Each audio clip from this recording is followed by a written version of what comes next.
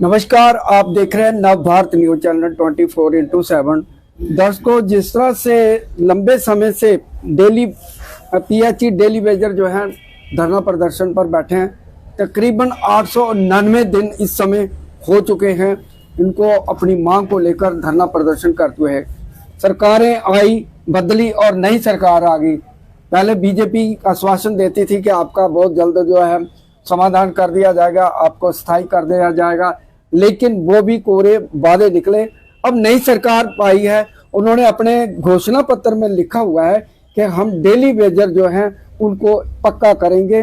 तो सरकार भी बन चुकी है, एक कैबिनेट बैठक भी हो चुकी है, लेकिन अभी तक कोई मांग जो है उसके ऊपर कोई पता ही नहीं है क्या करेंगे क्या नहीं करेंगे, सिर्फ आश्वासन है। मैंने भी कई बार उनसे बात की, इवन के उनका इंटरव्यू भी किया, तो उन्होंने सिर्फ ये बताया कि हम फेस बाई जो है इनका मसला जो है हल करेंगे। हमारे साथ पीएचई के जो डेली वेजर के नेता जो है रवि हंस हैं, बड़े तेज तरार नेता हैं और अपनी बात रखते हैं, डेली वेजरों की बात रखते हैं बड़ी खूबी से, बाखूबी से। उनसे बातचीत करेंगे कि ये जो लंबे समय से 899 दिन पर आप धरने पर बैठे हैं, नई सरकार आ गई है, क्या लगता है आपको नई सरकार आपकी मांग को सुनेगी क्या? सबसे पहले तो आपके चैनल का बहुत बहुत धन्यवाद। जो आपने ये कहा कि नई सरकार आपकी सुनेगी या नहीं सुनेगी, ये नई सरकार की नीति और नीयत पे डिपेंड करता है। जी जी। अगर उनका मैनिफेस्टो देखें तो उन्होंने मैनिफेस्टो में ये रखा था कि हमारी सरकार आते ही पहले हम डेली वेजर के मुद्दे को हल करेंगे। बिल्कुल बिल्कुल। और मैक्सिमम समय नेशनल कॉन्फ्रेंस की ही सरकार जम्मू कश्मीर के अंदर रही है, और जितना भी ये पानी की जो स्कीमें आज चल रही हैं जिनके ऊपर डेली वेजर काम कर रहा है, तो ये कहीं ना कहीं नेशनल कॉन्फ्रेंस की ही लगाई हुई स्कीमें हैं, क्योंकि मैक्सिमम टाइम पे नेशनल कॉन्फ्रेंस यहाँ सत्ता में रही है। तो उनकी एक जिम्मेदारी भी बनती है और उनका फर्ज भी बनता है, क्योंकि उन्होंने बहुत सारी गलतियां अपने पुराने टेन्यूर्स में की थी कि डेली वेजर के लिए कोई एक रिक्रूटमेंट प्रोसेस जो है वो नहीं किया था, और स्कीमें लगाते रहे, रिबन काटते रहे, लेकिन पोस्टें जो हैं वो डिपार्टमेंट के अंदर क्रिएशन नहीं की, और कोई ऐसी पॉलिसी नहीं बनाई। जैसे पीडीडी के अंदर एक पॉलिसी थी कि जो वेकेंट पोस्टें होती हैं डीपीसी के थ्रू उनको रेगुलाइजेशन मिल जाती है, लेकिन पीएचई डिपार्टमेंट के अंदर ऐसा नहीं किया गया, जिस वजह से कहीं ना कहीं आज डेली वेजर जो है पिछले 30 सालों से शोषण का शिकार होता आ रहा है। बिल्कुल बिल्कुल। 2014 में उमर अब्दुल्ला ही चीफ मिनिस्टर थे, और तब उमर अब्दुल्ला की तरफ से कैबिनेट सब कमेटी गठित की गई थी, जिसको ये जिम्मेदारी सौंपी थी कि हर एक डिपार्टमेंट के अंदर वेरीफाई करो कि कितने डेली वेजर काम कर रहे हैं। तब 24 अक्टूबर 2014 को एक कैबिनेट सब कमेटी ने रिपोर्ट सबमिट की थी, जिसमें 61,011 ऑल डिपार्टमेंट का डेली वेजर जो था उनको आइडेंटिफाई किया गया था, और अप्रूवल देके 3 फेज में परमानेंट करने की बात की गई थी। अनफॉर्चुनेटली उस वक्त जब कैबिनेट की 5 सितंबर को डेट फाइनल हुई, तो 5 सितंबर को 3 बजे फ्लड आ गया, जिस वजह से वो कैबिनेट नहीं हो पाई, और डेली वेजर का मुद्दा लटका ही रह गया। जब तक वो हालात नॉर्मल होते, जो फ्लड से इफेक्टिव हुआ था हमारा जम्मू कश्मीर, तो तब तक जो है मॉडल कोड ऑफ कंडक्ट लागू हो गया, जिस वजह से डेली वेजर रेगुलाइज नहीं हो पाया। उसके बाद आपने देखा 10 साल पिछले जो पीडीपी बीजेपी की कोलिशन सरकार बनी, तो उन्होंने एक कोई पश्चिम बंगाल की पॉलिसी जो यहाँ पे लाई थी SRO 520 के रूप में। उस वक्त द्राबू साहब फाइनेंस मिनिस्टर थे। हमारी उनसे जब बात हुई तो उन्होंने कहा था कि ये जो पॉलिसी हम लागू कर रहे हैं SRO 520, इसमें जो कमियां हैं उनको हम नेक्स्ट बजट में करेंगे, क्योंकि हमें 7th पे कमीशन भी लागू करना है। इस साल हम 7th पे कमीशन लागू कर देंगे। नेक्स्ट ईयर बजट में जो इसमें 3-4 कमी है, जैसे उसमें डीए नहीं था, टीए नहीं था, एचआरए नहीं था, तो उन्होंने कहा था कि हम अगले साल उसको कर देंगे। लेकिन जब वो 6 मीटिंगें एम्पावर कमेटी की हुई, उसमें 578 लोगों को रेगुलराइज किया गया। आपके पीएचई के नहीं? पीएचई का कोई नहीं हुआ, फ्लोरिकल्चर के कुछ लोग ही हुए, पीडब्ल्यूडी के हुए, हाउसिंग डिपार्टमेंट के हुए, लेकिन पीएचई के जो जिन लोगों को जीएसएन नंबर भी लगा था उनको भी नहीं किया गया। और जैसे ही गवर्नमेंट टूटी, उसके बाद वो SRO 520 को भी जो है वो बंद कर दिया गया।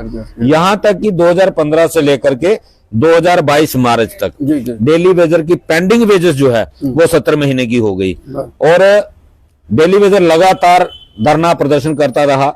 एलजी साहब ने भी वादे किए, बीजेपी ने भी वादे किए, लेकिन किसी ने भी वादे को पूरा नहीं किया।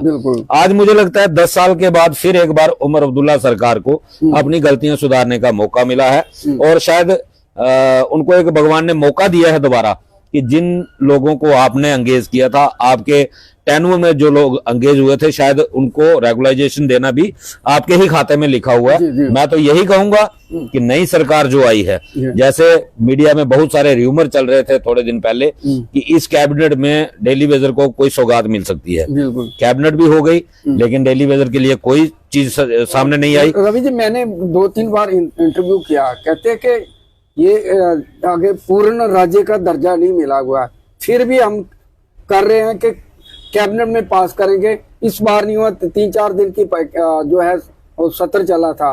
अब ये लगता है, आपको लगता है कि जो आने वाला 17 फरवरी में, फरवरी में होने वाला, उसमें ये मुद्दा जो आपका निकल के आएगा सामने? इसमें सत्र की जरूरत ही नहीं है। क्या करना है सत्र? सत्र होता है राजनीति के लिए। आपने देखा सत्र में सिर्फ राजनीति होती है। डेली वेजर का मुद्दा सत्र से बाहर निकल चुका है। डेली वेजर के लिए कैबिनेट की सब कमेटी की रिपोर्ट बन चुकी है, जिसको सिर्फ इम्प्लीमेंट करना, सिर्फ कैबिनेट से अप्रूवल देके उसको इम्प्लीमेंट करना है। नई चीज कुछ करने की जरूरत नहीं है, कुछ भी चेंज नहीं करना है। ऑलरेडी सारा डाटा हम जो ऑथेंटिक हो चुका है, हम उसी की बात कर रहे हैं। हम कुछ नहीं कह रहे कि आप और उसमें दिस दैट करो, उसमें जरूरत ही नहीं है, उसको इम्प्लीमेंट करना है। सत्र की जरूरत ही नहीं पड़ेगी उसमें। ये मैंने पहले कहा, सब कुछ डिपेंड करता है नीति और नियत, मतलब इच्छा शक्ति के ऊपर डिपेंड है कि अगर सरकार की इच्छा शक्ति सही है, नियत सही है, तो इसमें बहुत बड़ा कुछ मुद्दा नहीं है। मैं तो रिक्वेस्ट करूंगा अपने उमर साहब से भी और उनकी पूरी कैबिनेट से, और खासकर जम्मू के जो 3 हमारे नेता हैं, उस कैबिनेट का हिस्सा हैं सतीश शर्मा जी हैं, हमारे डिप्टी सीएम सुरेंद्र चौधरी जी हैं, जावेद राणा जी हैं, जिनके पास ये पीएचई डिपार्टमेंट भी है, और मैं उनसे मिला भी था पिछले दिनों उनके रेजिडेंस पे। तो उन्होंने कहा था कि हम इस मुद्दे को डायरेक्ट कैबिनेट में लाएंगे, लेकिन कैबिनेट हो गई, मुद्दा आया नहीं। और उसके बाद हम ये सुन रहे हैं कि जिस तरीके से वो कह रहे हैं कि अब शायद 2 महीने और इंतजार करना पड़ेगा। तो मैं ये कहना चाहता हूं कि अब इंतजार करने की जरूरत नहीं है। उस कमेटी की रिपोर्ट को फाइनलाइज करके कैबिनेट से अप्रूवल देके उसको लागू करना चाहिए। रवि जी, जिस तरह से लोकसभा के चुनाव हुए, असेंबली के चुनाव हुए, उसके बीच जुगल किशोर ने भी आपको आश्वासन दिया था कि हमें वोट करें, हम आपका मुद्दा जो है हल करेंगे। क्या वो जो वादा किया गया था, क्योंकि एलजी की सरकार अगर चाहे तो वो कर सकते थे, करना तो एलजी साहब ने भी तो वादा किया था, करना चाहते तो कर सकते थे, कोई इसमें कोई बड़ी बात नहीं थी। एलजी साहब ने भी कहा था 11 नवंबर 2020 को कि हम फेज मैनर में करने जा रहे हैं, डीडीसी का चुनाव खत्म होने दो, हम फेज मैनर में करेंगे। उसके बाद 10 सितंबर 2022 को भी एक कॉन्क्लेव के अंदर मनोज सिन्हा जी ने खुद कहा था बिना किसी सवाल पूछे कि मैंने एक कमेटी बनाई हुई है, इसी माह के अंत तक वो रिपोर्ट देगी और उसके बाद हम इनका मसला हल कर देंगे, लेकिन हुआ कुछ नहीं। और जुगल किशोर जी ने 5 बार पार्लियामेंट में भी मुद्दा उठाया, लेकिन रिजल्ट जो है वो 0 है। और हमें रिजल्ट चाहिए, हमें रिजल्ट चाहिए। कहने से सभी कहते हैं, आज हर एक नेता डेली वेजर की बात कर रहा है, लेकिन ग्राउंड लेवल पे जब होगा तभी हमें विश्वास होगा कि हाँ हमारे लिए कुछ हुआ है। आपको लगता है कि जिस तरह से ये कह भी रहे हैं, कई बार मैंने पहले भी कहा कि जावेद राणा से बात की, उन्होंने कहा है कि हम इनका मुद्दा जो है वो फीस बाई, इसके ऊपर काम चल रहा है।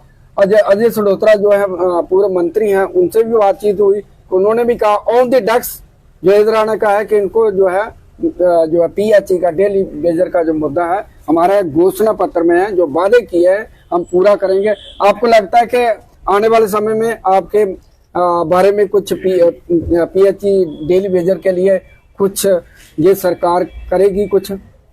देखिए, उम्मीद पे दुनिया कायम है। जैसे मैंने पहले ही कहा कि सारा कुछ डिपेंड करता है सरकार की इच्छा शक्ति पे। सरकार के मन में क्या है, आज तक जितना भी मसला बिगड़ा है सिर्फ राजनीति की बदौलत बिगड़ा है। सिर्फ राजनीति डेली वेजर के मुद्दे पे हुई है, और अगर राजनीति नहीं हो तो इस मुद्दे का सलूशन कोई बहुत बड़ी बात नहीं है। ये कोई बहुत बड़ा, जैसे आपने कहा ना कि उनके लिए काम चल रहा है, मुझे ये बताओ क्या काम चल रहा है? ऑलरेडी फेज आपके पास बने हुए थे, ऑलरेडी कमेटी की सब कमेटी की रिपोर्ट आपके पास है। हमारे फाइनेंस मिनिस्टर से जो पूर्व के राठौर साहब, इसी सरकार के दौरान उनका एक स्टेटमेंट आया था, उन्होंने इंटरव्यू दिया था कि कैबिनेट सेक्रेटरी के अंदर ऑलरेडी वो रिपोर्ट आज भी पड़ी हुई है, उसको उठा के इंप्लीमेंट करना है। उसमें क्या कौन सा काम करना है कि जिसके ऊपर ये बयानबाजी आ रही है कि उसके ऊपर काम चल रहा है। तो आपको इंतजार करना पड़ेगा, जहाँ आपने पहले कहा है कि मार्च के महीने में आपका बहुत बड़ा प्रदर्शन होने जा रहा है। नहीं, मार्च से पहले हो जाएगा, मार्च बहुत दूर है। अच्छा। हम सिर्फ इनका इंतजार कर रहे हैं, जो इनकी पावर डिस्ट्रीब्यूशन का कोई एक मसला है, इनको पावर्स क्या क्या मिलती है, किस किस को पावर मिलती है, वो देख के हम बड़ा प्रोग्राम करने जा रहे हैं। हम मार्च तक इंतजार करने वाले नहीं है कि हमें मार्च बताया जाएगा और हम मार्च तक इंतजार करते रहेंगे। तो आप किस तरह का आंदोलन रहेगा, क्योंकि अगर जो है सही तरीके से चोट नहीं लगे तो ये मसला हल होने वाला नहीं, किस तरह से ये इसकी रणनीति रहेगी? देखिए, इसके लिए कमेटी बैठेगी और कमेटी के लोग जो सभी डिस्ट्रिक्ट के हैं वो इसमें फाइनल करेंगे किस तरीके का आंदोलन होगा। लेकिन सरकार को ये स्पष्ट संदेश है कि आंदोलन होगा, अगर आप उससे पहले कोई डिसीजन ले लेते हो तो उसको स्वागत करेंगे, नहीं तो फिर सड़कों पे आएंगे। वो आपके लिए भी परेशानी है, आम जनता के लिए भी परेशानी है, हमारे लिए भी परेशानी है। लेकिन जब तक इस मसले का हल नहीं होगा तो ये लगातार जारी रहने वाला है, ये इतनी जल्दी हम पीछे हटने वाले नहीं है। Thank you sir. तो ये थे रवि हंस, जिन्होंने ये बताया कि उनको काफी उम्मीदें हैं नई सरकार से, क्योंकि सारा मसला तैयार पड़ा है दर्शकों। मतलब कि सिर्फ इनकी मंजूरी है, कैबिनेट की मंजूरी के बाद इसको इम्प्लीमेंट करना है। अब देखते हैं, इच्छा शक्ति होगी सरकार के पास तो हो जाएगा, नहीं तो पुरानी सरकारों की तरह ये भी लॉलीपॉप देंगे। और ये धरना प्रदर्शन जिस तरह से 899 दिनों में प्रवेश कर चुका है, और ये बेचारे जो है यहाँ पे बैठे हुए हैं अपनी मांग को लेकर रेगुलर। और एलजी, बीजेपी, जितने भी नेता, इन्होंने सिर्फ आश्वासन के सिवा कुछ नहीं दिया। अब नई सरकार से इनको उम्मीदें हैं और लगता है कि नई सरकार इनकी बात को सुनेगी। धन्यवाद।